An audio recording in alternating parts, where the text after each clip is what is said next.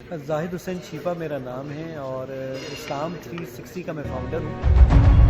ہم بچے کو کان سے پکڑ پکڑ کے مسجد لے جاتے رہیں گے یا مدرسے بھیجتے رہیں گے، یاد رکھیے گا انقلاب نہیں آئے گا۔ انقلاب تب آئے گا جب آپ اس جدت کا سہارا لیں گے۔ تمام لوگ جو کہ یہ سوچتے ہیں کہ دین اسلام کو فروغ ملنا چاہیے تو وہ جتنی جدت کے ساتھ اس کو لے کر آ سکتے ہیں لے کر آئیے۔ اسلام 360 دو گیمز بھی بنا چکا ہے الحمدللہ، جس میں ہم بچوں کو اور بڑوں کو کھیل ہی کھیل کے اندر قرآن یاد بھی کروائیں گے، سمجھائیں گے بھی اور انشاءاللہ سکھائیں گے۔ السلام علیکم سر۔ وعلیکم السلام ورحمۃ اللہ۔ سر کیسے ہیں الحمدللہ۔ آپ؟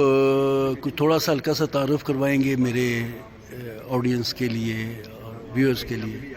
زاہد حسین شیپا میرا نام ہے اور اسلام 360 کا میں فاؤنڈر ہوں۔ ایک قرآن و حدیث کی ایک اپلیکیشن ہے جس میں آپ قرآن اور احادیث پہ کوئی بھی موضوع اگر تلاش کرنا چاہیں تو وہ آسانی کے ساتھ تلاش کر سکتے ہیں۔ اس کے کوئی اپلیکیشن کے یوزر تقریباً کوئی 90 لاکھ کے قریب یوزرز ہیں جو کہ 233 ممالک کے اندر پھیلے ہوئے ہیں۔ تو یہ ایک میرا چھوٹا سا انٹروڈکشن۔ یہ 360 جو ہے، 360 کا مطلب یہ ہوتا ہے گھوم کے پھر زیرو پہ آ جانا۔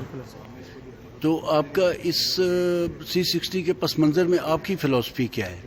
360 کی فلسفی بیسیکلی یہ ہے کہ 360 کے اندر جو آپ کے پاس جو سرکل ہوتا ہے نا وہ 360 ڈگری پر مکمل ہو جاتا ہے، کیونکہ اس میں قرآن اور حدیث دونوں چیزیں موجود ہیں۔ اور نبی صلی اللہ علیہ وسلم کی جو ایک حدیث ہے کہ آپ نے فرمایا ترکتو فیکم امرین لن تضلوا ما تمسکتم بہما کتاب اللہ و سنت رسولہ، کہ میں تمہیں دو چیزیں چھوڑے جا رہا ہوں، اس کو پکڑے رہو گے تو کبھی بھی گمراہ نہیں ہوگے۔ ایک اللہ کی کتاب ہے، ایک میری سنت ہے۔ تو قرآن و حدیث اس میں موجود تھا، تو اس وجہ سے ہم نے اس کا نام 360 رکھا کہ اسلام کے پوائنٹ آف ویو سے اس میں تمام چیزیں موجود ہیں، تو اس لیے اس کا نام 360 رکھا گیا۔ تو یہ شوق کیسے پیدا ہوا؟ آپ دیکھنے میں تو ایک جدید مسلمان لگ رہے ہیں، آج کل کا جو ماڈرن بوائے ہوتا ہے، ایسے لوگ جو شوبز میں نظر آتے ہیں، ایسے لوگ جو ہمیں کارپوریٹ میں نظر آتے ہیں، ایسے دوست جو ہیں جو ہمیں جو آج کی بھاگتی دوڑتی دنیا ہے اس میں نظر آتے ہیں۔ نہ آپ مولوی ہیں، نہ آپ جو ہے کوئی ریلیجیس اسکالر لگ رہے ہیں، تو آپ نے اس شعبے میں کیسے قدم رکھ دیا؟ اچھا دیکھیں، میں پیورلی ایک ٹیکنیکل آدمی ہوں، پہلی تو بات سمجھنے کی ضرورت ہے، میں پیورلی ٹیکنیکل آدمی ہوں۔ ایک عام مسلمان کی طرح جس طرح وہ کچھ نماز پڑھ لیتا ہے، پھر اس کے بعد وہ قرآن ناظرہ پڑھ لیتا ہے، میں بھی بالکل بیان ویسا ہی۔ لیکن میں ہمیشہ سے اللہ تعالیٰ سے ایک دعا کرتا تھا کہ اللہ تعالیٰ مجھ سے کوئی دین کا کام دے لے۔ تو اس چیز کے لیے اللہ تعالیٰ نے، میں اس بات کو اپنی بڑی سعادت سمجھتا ہوں، کیونکہ دیکھیں نوکر کا کمال نہیں ہوتا کہ وہ کہاں نوکری کرے، بادشاہ کا کمال ہوتا ہے کہ وہ کس کو نوکری پہ رکھے۔ تو اللہ کی بہت مہربانی کہ 7.5 ارب کی آبادی میں اللہ تعالیٰ نے مجھے چنا اور مجھ سے یہ کام لیا۔ یہ بات سورہ حجرات کی سیکنڈ لاسٹ آیت میں بھی موجود ہے کہ یہ لوگ آ کر آپ صلی اللہ علیہ وآلہ وسلم کے پاس احسان جتاتے ہیں کہ ہم مسلمان ہو گئے۔ ان سے کہہ دیجیے یہ تمہارا ہم پر احسان نہیں ہے، یہ اللہ کا تم پر احسان ہے کہ اس نے چنا کہ تم مسلمان ہو جاؤ۔ تو بات قرآن کی ایک آیت تھی، سورہ توبہ کی ایک آیت ہے جو میں نے مدت پہلے کسی لیکچر میں سنی تھی، اتخذوا احبارہم ورہبانہم اربابا من دون اللہ۔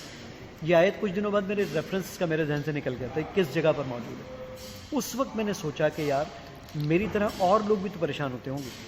تو پھر میں نے 2007 کے اندر اس کو ایک کام کو شروع کیا کہ جی اس طرح کا کوئی کام ہونا چاہیے، اور آج اللہ کا شکر ہے کہ 90 لاکھ لوگ جب اس کو چلاتے ہیں، تو میں اپنی دانش میں تو یہ سوچتا ہوں کہ انشاءاللہ ان میں سے کوئی ایک شخص کھڑا ہو کے قیامت کے دن ضرور اللہ کے سامنے میرے بارے میں گواہی دے گا کہ یا اللہ کم از کم ہم اسلام 360 کو پڑھ کے چینج ہو گئے۔ تو آپ مجھے بھی چھوڑ رہے ہیں تو پھر ذرا اسلام 360 کی ٹیم کو بھی چھوڑ دیجیے، اب ان کے اہل و عیال کو بھی چھوڑ دیجیے، اس پہ جو سپورٹ کرنے والے لوگ ہیں ان کو بھی چھوڑ دیجیے۔ تو میں پوری امید کرتا ہوں کہ اللہ تعالیٰ اس کا ضرور انشاءاللہ اپنی شان کے حساب سے اجر عطا فرمائے۔ آج کا نوجوان جو ہے وہ جن سے میں ملتا ہوں، مجھے یہ محسوس ہوتا ہے کہ ان کا کنسیپٹ دین کے بارے میں کافی کلیئر ہے۔ وہ منافقت میں اور دین میں فرق بڑا بنیادی طور پہ جانتے ہیں۔ حالانکہ بہت سے بچے انگلش میڈیم اسکولوں کے پڑھے ہوئے ہیں، لیکن اس کے باوجود جو ہے وہ اسلام کے مجاہد ہیں یا اسلام کے مدافعت میں وہ کھڑے ہوتے ہیں۔ ہفتہ رحمۃ العالمین میں جو عارف پردیسی صاحب نے اور عرفان بٹ صاحب نے اور باقی دوستوں نے اور اسپیشلی گورنمنٹ آف پاکستان نے جو اپنی کنٹریبیوشن دی، اب محسوس کرتے ہیں کہ نوجوانوں تک آپ کے ذریعے یا گورنمنٹ کے ذریعے کوئی ایسی اسپرٹ پہنچی ہوئی ہوگی جو لوگوں کو رحمت العالمین کی اہمیت سے مطلب واضح کر سکے، ان پہ آگاہ کر سکے. تھوڑا سا اس سوال کا دوسرا حصہ یہ ہے کہ گلوبلی ایک موو ہے جس میں اسلاموفوبیا جو ہے اس کی وجہ سے مسلمان جو ہجرت کر کے یورپ میں، امریکہ میں، آسٹریلیا، کینیڈا میں پناہ لی تھی، جنہوں نے آج ان معاشروں کا حصہ ہے، وہاں انہیں ایک عجیب سی سچویشن کا سامنا ہے. اس میں اسلام 360 جو ہے وہ کیا فائدہ ہمیں دے سکتا ہے، اور آپ اس کے لیے کچھ نئی چیز ایڈ کر رہے ہیں اپنے سافٹ ویئر میں، یا کوئی نیا سافٹ ویئر اس میں لانے کی کچھ ایفرٹ ہے؟ اچھا بھٹی صاحب، یہ اس جو آپ نے سوال کو اتنا پھیلا کے آپ نے پیش کیا، تو میں اس کو تھوڑا سا اس کو سمیٹ دیتا ہوں اور اس کے لیے ایک چھوٹا سا جملہ کہہ دیتا ہوں. وہ جملہ یہ ہے کہ جب اسلام 360 جو ہم نے بنایا یا جو لوگ اس کو استعمال کرتے ہیں، پہلے اس بات کو سمجھنے کی ضرورت ہے کہ ہم تمام لوگ صرف اور صرف الزامات لگاتے تھے کہ جناب یہود و نصارہ نے یہ کر دیا، انڈیا جو ہے وہ ہم اپنے میڈیا کے تھرو اپنا تمام مذہب ہمارے بچوں کے پاس لے کر آ گیا، اور یہ ساری چیزیں. لیکن اس کا آلٹرنیٹ کوئی پیش نہیں کرتے تھے. آلٹرنیٹ جب تک ہم پیش نہیں کریں گے اور ہم بچے کو کان سے پکڑ پکڑ کے مسجد لے جاتے رہیں گے یا مدرسے بھیجتے رہیں گے، یاد رکھیے گا انقلاب نہیں آئے گا. انقلاب تب آئے گا جب آپ اس جدت کا سہارا لیں گے. ضرور حدود و قیود کے ساتھ آپ اس پہ کام کریں، لیکن جب آپ اس کا سہارا لیں گے تو پھر اس کے بعد ہی آپ کم از کم یہ کہہ سکتے ہیں کہ میں نے اپنے حصے کی شمع جلائی. اب اس کے لیے کیا کرنا ہوگا؟ دیکھیے، یہ جو موبائل فون اس وقت ہمارے بچے 3.2 بلین پاپولیشن کے پاس اس وقت موبائل فون ہے، یعنی تقریباً آدھی آبادی موبائل فون استعمال کرتی ہے. جب آدھی موبائل فون استعمال کرتی ہے تو ذرا مجھے یہ بھی بتائیے کہ کتنے لوگوں کو ہم نے کیا پرووائڈ کیا. ہم ساری زندگی ان کو یہ بتاتے رہے کہ جناب کہ آپ یہ 6 کتابیں ہیں، یہ فلاں کتابیں ہیں، ان کو پڑھیے. ضرور پڑھنا چاہیے، لیکن اس کو پڑھنے کے لیے اگر میں میڈیم چینج کر دوں، میں اس کو کہوں کہ آپ پرچے پر مت پڑھ. دیکھیے پرانے وقتوں میں بھی تو یہی کام ہوا نا، ارتقائی عمل ہوا ہے پوری دنیا کے اندر. وہ ارتقائی عمل کیا تھا کہ پرانے وقتوں پر آپ کی کتابیں لکھی جاتی تھی چھال پر، پتوں پر، درختوں پر، لیکن ختم ہو گیا. اب کانسیپٹ کیا بنا کہ آپ کے پاس کتابیں کاغذ پر آ جائیں گی. آپ کتابوں کو ڈیجیٹائز ہو جانا چاہیے. بچہ قرآن اور احادیث کو ایز اے ریفرنس بک کے طور پہ پڑھنا چاہتا ہے. ریفرنس بک کیا؟ آپ اس کو کہیں کہ علم سے لے کے والناس تک پڑھ لے، کبھی بھی نہیں پڑھ پائے گا وہ. اور آپ اس کو کہیں ترجمے کے ساتھ پڑھ لیں جناب، اب تو اور مشکل میں آ جائے گا. یعنی وہ اس پہ تھوڑا سا مسائل پیدا ہوں گے. بچے کے پاس ٹائم کم ہے. اس ٹائم کو آپ کس طریقے سے یوٹیلائز کر سکتے ہیں کہ قرآن و حدیث کو ایز اے ریفرنس بک بنا دیجیے. اس کو جو مسئلہ درپیش ہے وہ لکھے، اس کے مطلب کی آیت آ جائیں اور وہ تمام چیزوں پہ کام کرنے لگ جائیں. مثال کے طور پہ میں کراچی سے اسلام آباد جا رہا ہوں یا لاہور سے اسلام آباد جا رہا ہوں، اور میں یہ کرتا ہوں کہ صرف لکھتا ہوں جنت، اور جنت لکھنے کے بعد میرے سامنے جو 475 آیات آ جاتی ہیں، میں کہتا ہوں صرف یہ جنت والی آیتیں پلے ہو جائیں. اب آپ خود سوچئے، اس پر کچھ 5 آیتیں تو اثر کریں گی. کیوں؟ کیونکہ ایک ریفرنس کانٹیکسٹ چلتا رہے گا. تو یہ اسی طریقے سے ہمیں کام کرنا چاہیے. ڈیجیٹائزیشن کا دور ہے. تمام لوگوں سے میں دستبستہ گزارش کروں گا کہ وہ تمام لوگ جو کہ یہ سوچتے ہیں کہ دین اسلام کو فروغ ملنا چاہیے، تو وہ جتنی جدت کے ساتھ اس کو لے کر آ سکتے ہیں لے کر آئیے.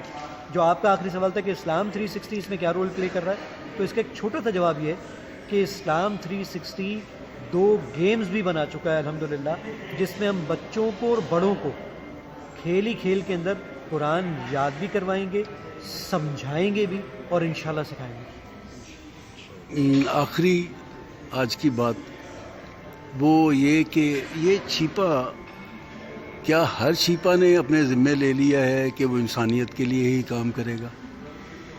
تھوڑا سا چھیپا کی بیک گراؤنڈ بھی بتا دیں. یہاں ہم پنجاب میں یہ ایک نیا نام ہے برادری کے لیے. ہم سوچتے تھے کہ عیدی صاحب کے ہوتے ہوئے ایک سبز، پہلے تو یہ سنا تھا 1965 کی جنگ میں جب انڈیا بم پھینکتا تھا تو سبز چولے والے کوئی پیر صاحب تھے یا بزرگ تھے، وہ ان بموں کو کیچ کر لیتے تھے اور واپس انڈیا میں پھینک دیتے تھے. ہمارے یہاں یہ متھ تھی.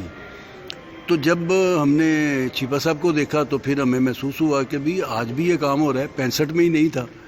تو میں آپ کی کنٹریبیوشن اور چھیپا صاحب کی کنٹریبیوشن جو ہے اس کے پس منظر میں یہ سوال پوچھنا چاہ رہا ہوں. چھیپا کی تھوڑی دیکھیں، چھیپا بیسیکلی انڈیا کا علاقہ گجرات اور گجرات سے وہاں پر 2 علاقے تھے، مارواڑ اور کاٹھیاواڑ. کاٹھیاواڑ سے آئے میمن اور مارواڑ کے علاقے سے آئے چھیپا کر. چھیپا آسان لفظوں میں سمجھا دوں، یہ جو اجرک آپ نے پہنی ہوئی ہے، یہ جو چھپائی ہوتی ہے، اس چھپائی کے حساب سے اس کا نام چھیپا ہے. اللہ، یہ ذرا بنائیں میری تصویر، یہ اسی طرح یہ ویڈیو اس طرح بنا دیں تاکہ پتہ چلے کہ یہ میری اجرک کی ذکر ہو رہا ہے. جی سر. تو یہ جو اجرک آپ کے پاس موجود ہے، تو یہ اجرک بیسیکلی جو یہ کام ہے، جو چھپائی والا کام ہے، اس سے نکلا ہے چھیپا. اور جو ویسے کہ راجپوت کی سب کاسٹ ہے چھیپا، جس سے یہ ساری چیزیں مائگریٹ ہوئی.